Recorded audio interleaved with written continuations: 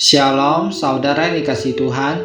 Puji syukur kita naikkan kepada Tuhan Allah kita yang setia memelihara hidup kita sampai hari ini, bahkan ketika hidup kita terasa berat dan tidak adil. Mari kita tundukkan hati sejenak, kita mau datang kepada Tuhan. Tuhan Yesus, kami datang dengan hati yang terbuka. Roh Kudus, jamahlah setiap kami dan terangkan firman-Mu pada hari ini, agar kami bukan hanya hidup mendengar cerita saja, tetapi kami mengalami kekuatan iman yang baru. Di dalam nama Tuhan Yesus kami berdoa. Haleluya. Firman Tuhan hari ini terambil dari kitab 2 Raja-Raja pasal yang keempat, ayat yang pertama.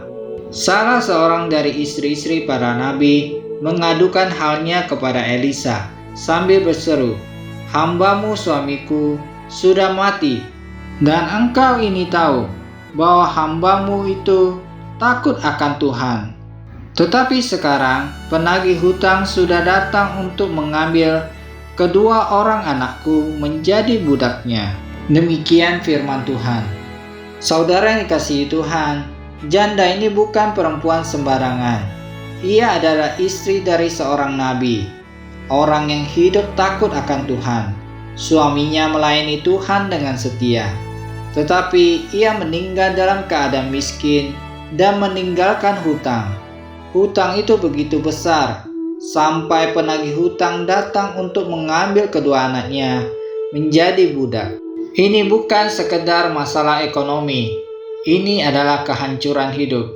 Bayangkan perasaan seorang ibu, kehilangan suami, kehilangan rasa aman, dan sebentar lagi kehilangan anak-anaknya.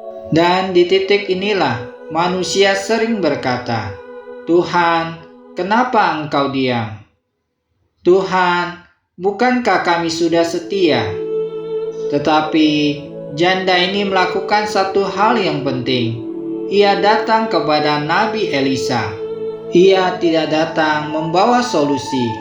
Ia tidak datang membawa iman yang besar. Ia hanya datang membawa jeritan hati. Dan Elisa tidak langsung berkata, "Tenang, Tuhan akan menolong." Tetapi justru Elisa bertanya, "Apakah yang dapat kulakukan bagimu?" Lalu ia bertanya lagi, "Apa yang ada padamu di rumah?" Pertanyaan ini sangat dalam. Tuhan sering tidak mulai dari apa yang kita harapkan, tetapi apa yang masih tersisa di tangan kita. Janda itu menjawab dengan jujur, "Hambamu ini tidak punya apa-apa di rumah, kecuali hanya satu buli-buli kecil berisi minyak." Saudara yang dikasihi Tuhan, inilah titik iman kita diuji. Manusia mau taat, tetapi seringkali bersyarat. Kita mau percaya kalau masih ada pegangan, tetapi Tuhan sering bekerja justru ketika pegangan itu hampir habis. Elisa lalu memberi perintah, "Pergi, pinjam bejana kosong sebanyak-banyaknya. Masuklah ke rumah, tutuplah pintu, dan tuangkan minyak itu." Kenapa harus bejana kosong? Karena Tuhan hanya bisa memenuhi hati yang tidak merasa penuh. Kenapa harus tutup pintu? Karena iman sejati sering dikerjakan tanpa sorak-sorai, tanpa penonton, tanpa pembuktian kepada orang lain. Dan janda itu taat.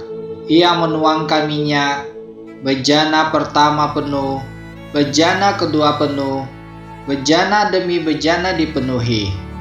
Minyak itu tidak berhenti mengalir sampai bejana habis. Setelah itu Elisa berkata, "Jualah minyak itu, lunasi hutangmu, dan hiduplah dari sisanya." Tuhan tidak hanya menyelesaikan masalah pada hari itu, tetapi memulihkan masa depannya.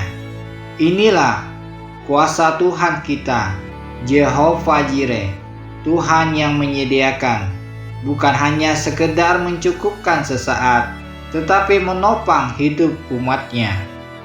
Mungkin hari ini kita lelah menanggung hidup, takut menghadapi masa depan, merasa iman tinggal setetes minyak. Ingatlah, Tuhan tidak menunggu kita kuat dulu, tetapi Tuhan bekerja ketika kita jujur dan taat. Selama kita masih mau menyediakan bejana demi bejana, bejana doa, bejana ketaatan, bejana kerendahan hati, minyak Tuhan tidak berhenti mengalir. Mari kita dengarkan cerita inspirasi berikut ini. Ada seorang ibu tua, hidupnya sendirian. Setelah suaminya meninggal, ia hanya mempunyai usaha kecil, menjual nasi bungkus. Suatu pagi, ia hampir putus asa karena berasnya tinggal sedikit. Ia berdoa sambil menangis, "Tuhan, aku tidak tahu besok harus bagaimana. Tetapi aku mau percaya bahwa Engkau baik." Hari itu, ia tetap masak. Ajaibnya, pembeli datang lebih banyak dari biasanya. Ada seorang anak muda datang dan berkata, "Ibu, Tuhan suruh aku bantu ibu. Ini ada sedikit berkat untuk ibu." Berkat yang ia terima bukan hanya cukup untuk hari itu. Dan semenjak hari itu, usahanya mulai dipulihkan. Tidak dengan spektakuler, tetapi dengan kuasa yang nyata. Tuhan bekerja bukan hanya lewat mujizat besar, tetapi lewat kasih-Nya yang setia setiap hari. Mungkin hari ini, ketika Tuhan bertanya kepada kita, "Apa yang ada padamu di rumah?" kita tidak bisa menjawab apa-apa. Mungkin di rumah kita tidak ada tabungan. Mungkin di tangan kita tidak ada kekuatan. Mungkin di hati kita hanya tersisa satu bejana kecil, iman yang hampir habis, dan harapan yang nyaris padam. Tetapi justru di sanalah Tuhan bekerja dalam diam. Bukan saat segalanya berlimpah, bukan saat kita kuat, melainkan saat hidup kita tinggal setetes harapan. Saat tangan kita gemetar memegang bejana terakhir kita. Firman Tuhan berkata, "Aku sekali-kali tidak meninggalkan engkau, dan sekali-kali tidak akan membiarkan engkau." Ini adalah janji setia Tuhan di dalam kesunyian iman. Mari kita tundukkan hati kita mau datang kepada Tuhan. "Tuhan, di hadapan-Mu kami datang apa adanya. Kami datang bukan sebagai orang yang kuat, tetapi sebagai anak-anak-Mu yang seringkali lelah, takut, dan hampir menyerah. Roh Kudus, kami mohon jamalah setiap hati kami. Terangkan firman ini di dalam hati kami.